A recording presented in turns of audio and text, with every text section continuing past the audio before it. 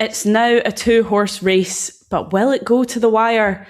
Can Hearts and Celtic cope with the pressure as we approach the finish line?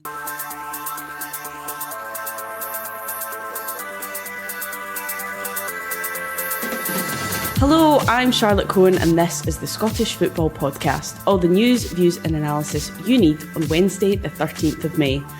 And after Sunday, we've got two teams and two games left in this scintillating title race. Goes to the byline, across the face, only half clear. Maida's overhead kick! Oh, what a goal it is! Dyson Maida is in dreamland! Celtic keep up the pressure on Hearts with a win over Rangers. Where does that leave Danny Röhl now after a trophyless season? We played and we started well, and then it's football. And this is what I've said many times, to take in such a big game something, you have to think everything perfect. And are Hearts feeling the pressure after two drop points at Motherwell? Can Derek McInnes' side hold on to top spot for two more matches? We have been trying to hold off a couple of heavyweights. We've managed to see off Rangers at the minute, and we've got to try and see off Celtic over the next two games, but our first port of call is to try and see off Falkirk. We'll get the fans' perspectives as the title race reaches its climax. The Scottish Football Podcast from BBC Sports Scotland. And as always, we're getting the fans' view. This morning, we've gathered together a supporter of each of the top three clubs battling it out at the top of the top flight. Paul John Dykes from A Celtic State of Mind, Liam Corbett from the Hearts This Is My Story podcast, and Scott Cameron of the Rangers Journal podcast. Usual start for our Wednesday, 20 seconds each. What has been your club story in the last 7 days and how do you feel right now? Scott, come to you first. 20 seconds, this will be a challenge. Groundhog Day for Rangers after another disappointing Old Firm day. Going into a summer of doubts over the manager and another transition with lots of change in the players. So yes, I'm really excited for Ibrox tonight. Excited for this season to be over as well, I can imagine. Liam, come to you next. 20 seconds. What's been the story at Hearts and how are you feeling right now? McLean to blame. Another week of VAR controversy. I'm looking forward to that discussion. And then immortality beckons. 2 games away from creating history. Have you got one of those Believe t-shirts? Believe it or not, I make those Believe t-shirts. Do you? I do. Well, they were on the telly, so well, good. Your reach is getting no refunds, wider. Anybody listening? No refunds. And finally, Paul John, 20 seconds to sum up what's been happening at Celtic in the last 7 days and how you're feeling. As we went into the Glasgow Derby, I think a lot of people were looking at this Martin O'Neill effect, this fabled, mythical effect that Martin O'Neill has on Celtic, and it's difficult to quantify, but that was it. Actually, in full technicolor at the weekend, go out and win games of football. As simple as it sounds, that's what he's good at. He's able to tap into the mentality of the core group of players. And we overcame, I think, maybe a 20-minute spell where it looked as though Rangers were bossing it. And it's an incredible victory. But we will only know its importance tomorrow and at the weekend. Right, well, Liam, it sounds like you've got a bit of a bone to pick with some officials. I think anybody that watched the game would have stuff to say about what happened. The Kizaridis one, I think, explains itself. It's one of these ones that, and the boys will have experienced it themselves, I'm row 2 right in front of it. So I don't need to see VAR, I don't need to see the angles. I've seen it live, I watched it live, I've seen his foot land on his foot. The reaction is the reaction after the foul. The foul is a foul. You've got the Sky Studio to the left-hand side, all James McFadden standing like that because he's seen it happen live. But it was a series of baffling decisions. There's a handball in the first half that, again, we talked about it last week. The dog, so the denial of a goal scoring opportunity. We've wrapped ourselves in knots with what the actual rule is. The handball one in the first half, handball again is a free-for-all. Nobody could sit here and definitively tell you what a handball is, what isn't a handball. I think Eliza just gets booked in the opening minutes for diving. He stops the ball with his hand later in the first half to stop Hearts from progressing up the park. He doesn't get a second booking. Stephen O'Donnell lunges late on Kizzy late in the game. The referee acknowledges the foul plays Hearts' advantage, doesn't go back and book Stephen O'Donnell. And my thing, as always, that I said last week was that as soon as you chip away, the refs make one mistake and it just spirals into a whole series of mistakes. Now, Hearts, I didn't think, played to their potential on Saturday, but definitely not helped by poor officiating again across the board always. And like I said before, what I would like is I'd like the clubs to all get together, so it's not just a sour grape, so we don't like this ref because of this decision. I think there's a serious issue across the board with officiating and VAR, and I think that the clubs should get together to talk about what do we actually do, because we joked about it last week saying this could cost you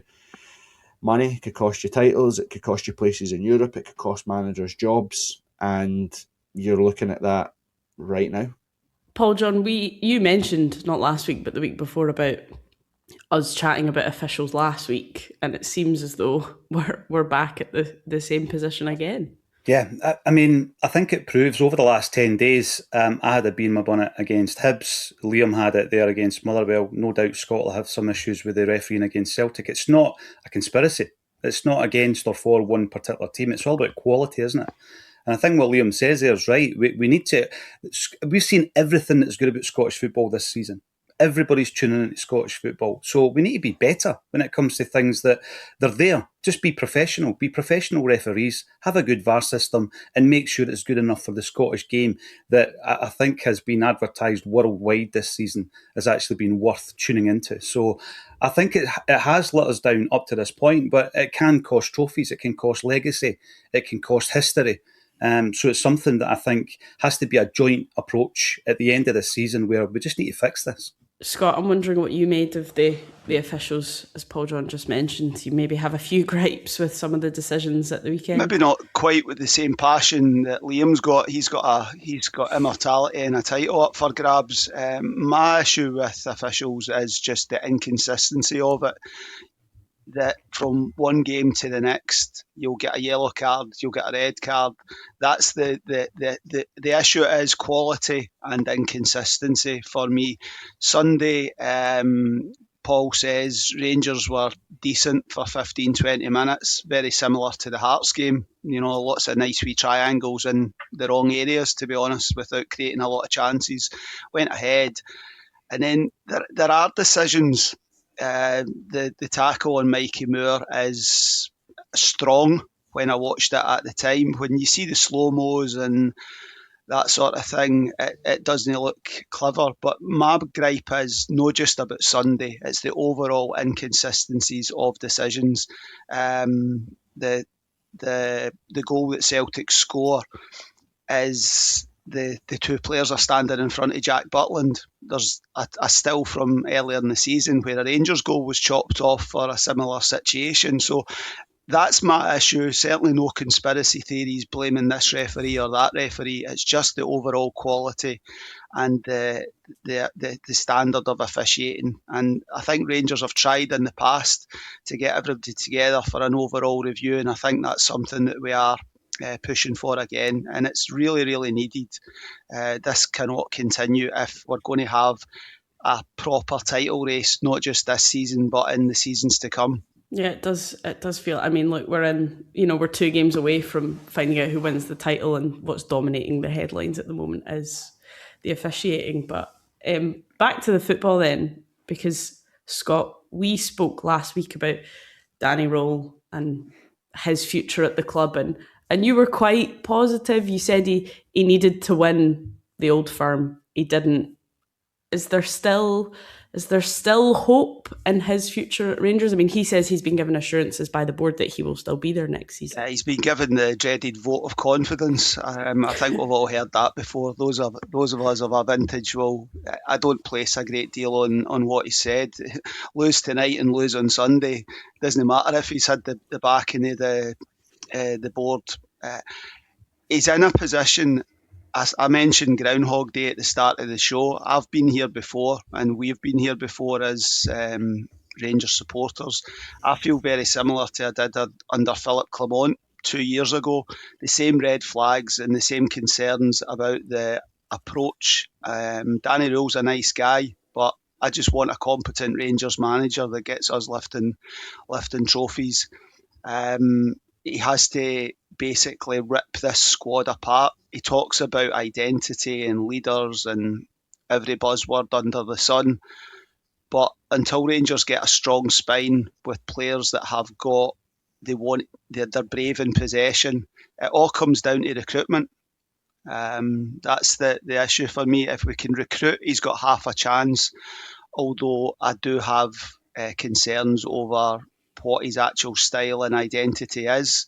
Barry Bannon, I've seen commenting about what he was like at Sheffield Wednesday, that he went short term long ball, and then the second season he went to more of a passing style. So we'll just have to wait and see what the summer brings. But another commentator, I think it was Andy Halliday, made the point about Martin O'Neill, an interim manager. If Danny Röhl had been appointed in October, November time as an interim manager, would we be pushing for him to be given the job permanently? It's the same situation as Michael Carrick at Man United at a far higher level. He's exceeded all expectations at Man United and still hasn't been given the job despite getting Champions League football. So Danny Röhl, for me, I think my gut instinct's generally right, and I think you cut the cord and you bring somebody else in with a pre-season and the opportunity. I always refer to my wee boy. My wee boy's probably seen more Rangers managers in the near 9 years of his life than I had seen in the previous 40. It's remarkable, and I don't like this rinse and repeat cycle that we're in. But until you get the right person and you recruit the right players, you're just going to keep on this merry-go-round, unfortunately. You know what I thought stood out on Sunday, Scott, and Paul mentioned it there about Martin O'Neill. See the difference in body language in those games. They're fights. It's the same in our derby. I've seen Hearts managers show up with a part in the play plan and all that in a derby. I'm like, what are you doing? It's a fight. It's a fight for 40, 50, 60 minutes, and then you might some football might break out. You've got to go win the battles first. And Martin O'Neill was up and down the touchline, headered and kicked almost every single ball. And every time I looked at Danny Röhl, he was slumped in his seat or stood with his hands in his pockets like he was shocked at where he was. And I felt like I had Tynecastle as well, just personality-wise. You said that he's a nice guy, and that's just no... You just didn't feel like he's got that cutting edge about him, or like if people look over to the touchline and go, well, he's kicking every ball and he's right behind it. It just looks too passive. And I think Rangers look good in spells, but most of the time just really quite passive. Easy to play around, easy to play against. And I thought that was on Sunday a nice start, but as soon as Celtic, again, one tactical substitution at half time. Same at Tynecastle. They brought Tanecki on and Rangers looked like they'd never met each other before, that they didn't know what they were up to. It is a strange one that he seems to just not get the occasion. What about you then, Liam? Hearts 2 points dropped at the weekend, but I suppose you're still top of the league. It's still Hearts is to lose at the moment, and I suppose that injury to Halkett is probably the more concerning thing to come out of the weekend. I'm still saying it's a point gained after the decisions that we faced against, and Celtic have to go there tonight. So we'll see where we're at. But yeah, no. All jokes aside, from a personal perspective, I'm absolutely devastated for Craig Halkett, because I genuinely think he'd have been one of the first, or should have been one of the first names on the list to go to the World Cup. He's been phenomenal this season for Hearts. Where he was this time last year, and that's what we keep trying to talk to everybody about, where we were. Perspective's a massive thing for Hearts. This time last year, we drew at Motherwell 0-0 to concede us to the bottom six, and if you told anybody that would be here 2 games away from a title, I think you'd have been laughed out of Fir Park, and no one would have believed it. And when you look at the spine of that team, Derek McInnes has got pretty much 6-7 of those players that were here last season playing to a much, much higher level. So still loads and loads of positives for Hearts. Remember too that Tony Bloom said in August that he would be disappointed if Hearts didn't finish second this season. He was laughed at. He said that he can see Hearts winning a title in 10 years. Well, we're one season in and we're 2 games away from delivering what he said. So there's loads and loads of positives. And tonight, anything can happen. We all know that in football. You know, there's a world where this time tomorrow Hearts could be champions. There's a world in which this time tomorrow I could be booking trips to Antarctica or just anywhere just to get away for everything. But I think it could turn it to be a valuable point for Hearts on Saturday, hopefully. It does. I mean, it is. I say this pretty much every week, but to know that this time next week we'll finally know who's won the league, and it's just been absolutely mental. But Paul John, you'll have enjoyed the game at the weekend, I imagine. I wonder if you think that Smaida overhead kick is the best. Is it the best Old Firm goal you've seen? It's definitely in the discussion. There's been some incredible goals on both sides, but it's up there. It absolutely is. In the modern day, it's up there with Larsson's dink, you know, which I think universally amongst the Celtic fans is the best modern day goal against Rangers. But I mean, what Liam's talking about there, I think it's really interesting for next season, regardless of what happens in the next week, because, you know, Celtic and Rangers have been in a state of flux this season, and Scott talks there about the potential to change the manager again. We discussed this last week, 5 managers in 5 years since Gerrard left the building.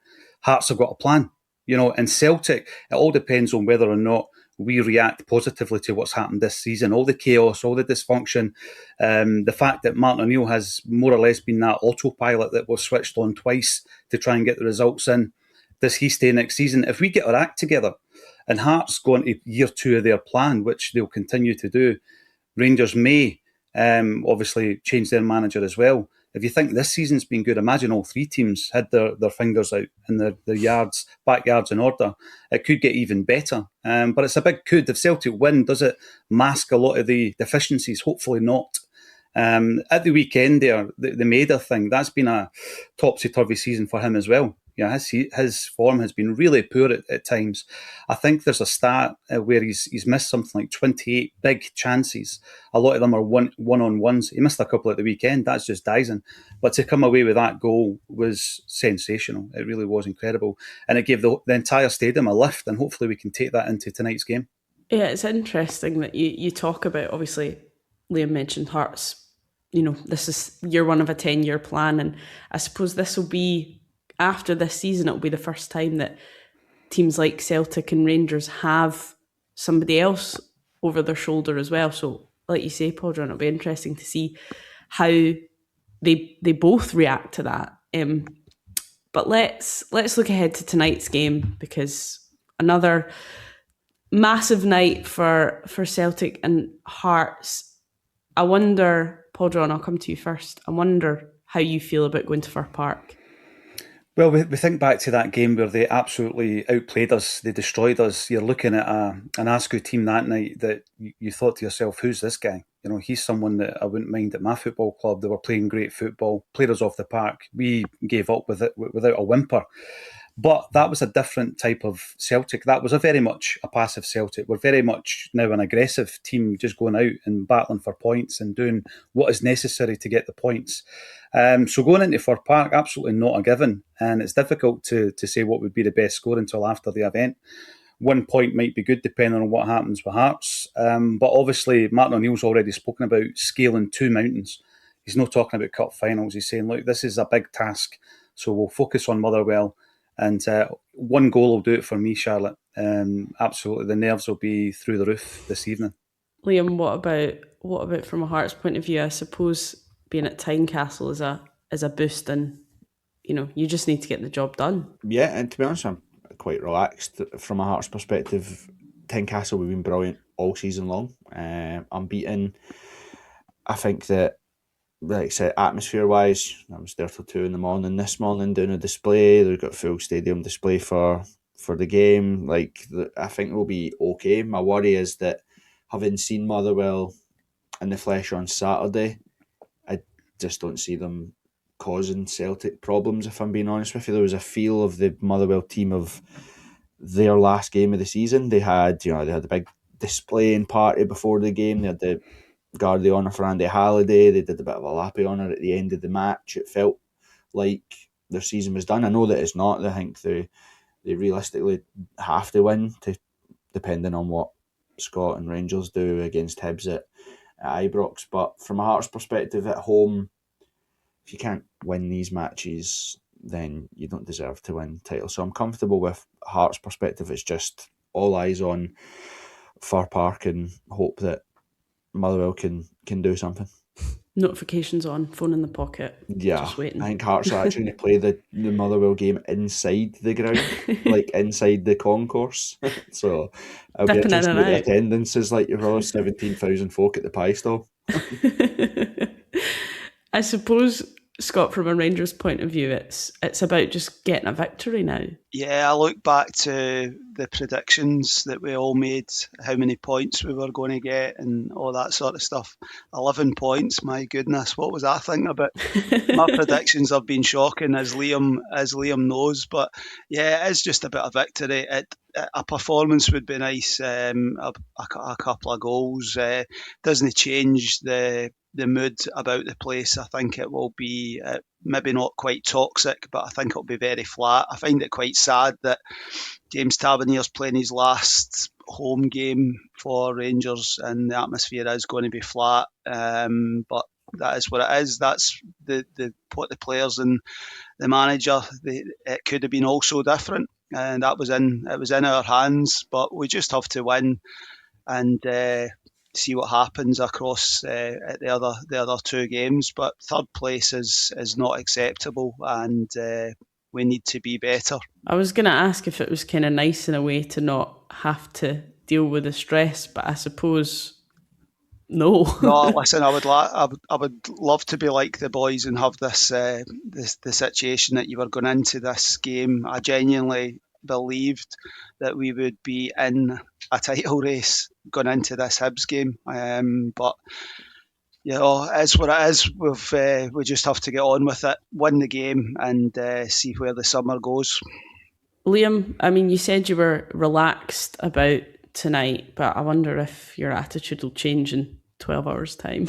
I'm nervous, obviously, but that's because and the boys will know 100% more than me because I've never experienced. And it's that thing is the thing that you want, that you dream of, that you never thought would ever be a reality, is 180 minutes of football away from happening. So the opportunity for heartbreak, the opportunity for the greatest feeling ever is what you make nervous. But from a football perspective, I think Hearts have all season long, Hearts have not been written off. That's not the right thing, but people have kind of naturally assumed that at some point this will die off because that's what happens in Scottish football. And I think that the excitement of imagine this was the norm season after season, what it can do for the game. Look at the publicity that we have right now. When was the last time Sky had pretty much two games on at the same time in Scottish football?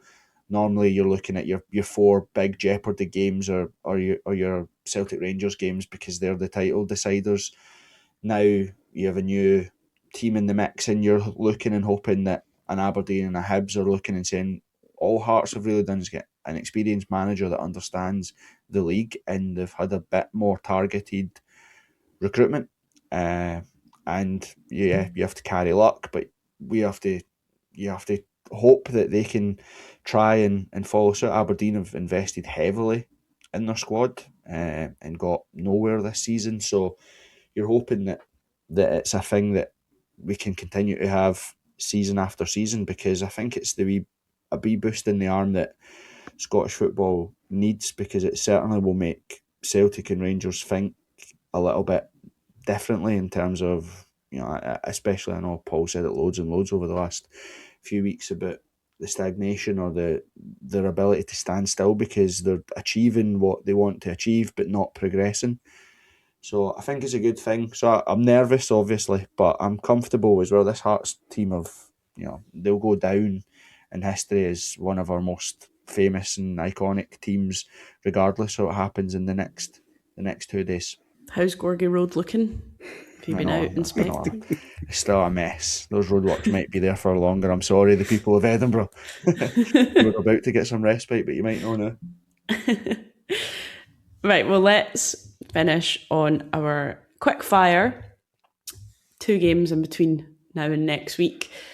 Scott, we'll start with you. What are we going to be talking about come Sunday morning? Wow, I think we're talking about Hearts having won a momentous league title. I'm sorry, Liam, but I do believe that Hearts will get over the line. I think we'll be talking about the futures of all 3 managers.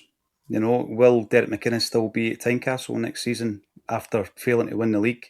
Will Martin O'Neill stay at Celtic, and what's going to happen with Danny Rowe? Liam? Where am I want to go?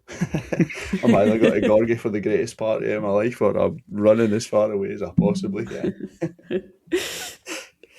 Right, Scott, do we think it is going to the wire? Do we think it is going to the last game of the season? Yeah, I think Paul said last week that just take the trophy to Celtic Park on Saturday. Certainly no helicopter required. I do think that no, seriously though, I think if both teams win tonight, it sets up an unbelievable finale to the season. I don't think you could have scripted it, but I think it is definitely going to go to the final day.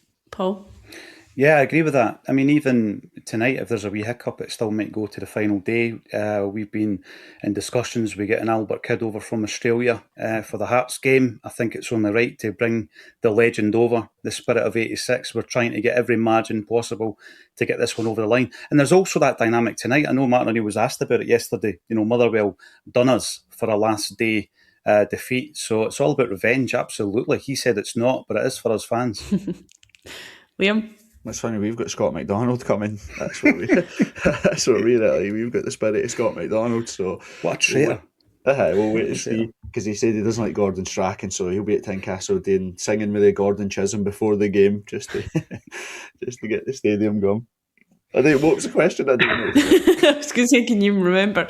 Will it go to the last game, do you think?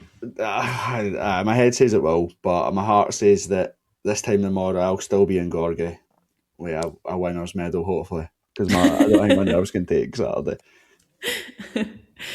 Right, Scott, who do we think will be the key figure for any club in the last 2 games? Well, I think we started talking about the officials. You know, I think that I really hope that regardless of whether it's Celtic or Hearts, I hope it's a moment. I think Maeda scored a fantastic goal on Sunday. Lawrence Shanklin's been outstanding. Claudio Braga. I really hope that it's a moment that is remembered that wins a league title, and it isn't a poor VAR decision or something controversial. It deserves to go with a moment that is going to be remembered forever. We'll just all agree to turn off VAR for the final game. Just see what happens. Paul, who do you think will be the key figure in these final 2 games? I've been saying it all season to the point where people think I'm a Martin O'Neill fanboy, but he has been our autopilot this season. He's settled everything down. We've not been fantastic. I thought we were very good for spells at the weekend there, but we've not been fantastic. We've been churning out the results. I remember after Tannadice thinking we've got to do 3 things we've not done all season: win in Dundee, beat Rangers in the league, and beat Hearts in the league. And none of the other managers that have been in the hot seat this season could have done it, but I think Martin O'Neill can do it. Liam, who do you think will be key in these last 2 games? Yeah, I was going to say that I think that everybody showed that we've got good players across the squads, but I think the managers will be the difference makers. You know, it's the messaging now. It's not so much about how they set up the teams. I think everybody knows how all 3 teams are going to set up. It's about keeping them calm, giving them clear instructions, and making decisions that can change the matches. I think both Hearts and Celtic have proved over the last wee while that they've got managers that can make the little tweaks that get you over the line. So, and I am a Derek McInnes fanboy. I've wanted Derek McInnes as a Hearts manager for about 10 years, and now that he's here, I'm delighted. So yeah, I think the managers will play a huge part. Well, this next question will be an easy answer for Liam, but I'll come to you first, Scott. Slightly more complicated. Who do you want as your manager at the start of next season? Well, I don't have a name for you, Charlotte. And the usual Steven Gerrards and Kevin Muscat's come out, but I do think Danny Rule will be the Rangers manager at the start of next season. I haven't looked any further but my concern, as it was last week, is that come October, November time, we are in that situation again where the title's gone. The opening quarter of the fixtures, we're going to have to go to Tynecastle, Pittodrie and to Celtic. Danny Rule is going to have to recruit superbly well, get his messages across in the summer and start the season on fire to get a sizable chunk of the Rangers support back on side. So I haven't really answered that question, but I do believe Danny Rule will start next season, rightly or wrongly, as the Rangers manager, and I wish him well, but he's up against it at this moment in time. Paul, what about from a Celtic point of view? I think Martin O'Neill, but if he's the manager, we need to support him in two ways. We need to support him with the coaching staff, because that was just thrown together and they've done really, really well. But I think we need to look at that, and also recruitment. That's been a massive word, a big buzzword this season. We've got to get our recruitment right. We've got to get it better. You look at the weekend, only 2 summer recruits started the game. No January recruits started the game. So it's not been good enough, but I think we can put that right. Liam, I think I know your answer of who you want to be Hearts manager next season. You can skip me. Right, well, finally, Scott, start with you. Who's going to win the league? Heart, what does your heart say? What does your head say? Say Celtic, say Celtic, say Celtic. You've killed us for 2 weeks in a row. For Liam's sanity, if both teams win tonight, I think Celtic will come out on top on the final day of the season. So I don't know if I answered the question there. So I'm sorry, I've got scalps in my backside there. But that's what I think. I think if both teams win tonight, Celtic will come out on top, and hopefully that works for Liam. Paul? Mind games. It's just mind games. Liam was talking about believe. I'm keeping the faith. Celtic are winning the league. Liam? I've said it from almost September, and we're not going to move now. I think Hearts will win the league. Okay, well, this time next week we will have our answer. Well, that is all we've got time for. Many thanks to Paul, Scott, Liam, and thank you very much for listening. Remember, we are here with new episodes of the Scottish Football Podcast bright and early every day, so make sure you don't miss out. Subscribe on BBC Sounds and have push notifications turned on in your phone. Enjoy the rest of your day, enjoy the football tonight, and we'll catch you again tomorrow. It's petty, it's ill-informed. Are President Trump's cuts having an adverse effect on research? It's pandemonium. What number's that in the periodic table? PD, number 47. I don't know. I've done the shooting clays before. The longer you do it, the shorter obviously it gets. When Craig said there he'd been shooting the clays, I imagined him out a back line. Somebody's washing, you know. William Shatner, his secretary, contacted me to say, when Bill has a question now and again, can he contact you? And then one time he called me up and he wanted to know, David, what is a photon? I'm thinking, this is incredible. Captain Kirk wants to know what a photon is, you know. I once met a guy who referred to a globe as a ball map. A ball map. Look at the ball map. What we normally do is spin the ball map and we see where we go on holiday. The Off the Ball podcast, available every Monday on BBC Sounds.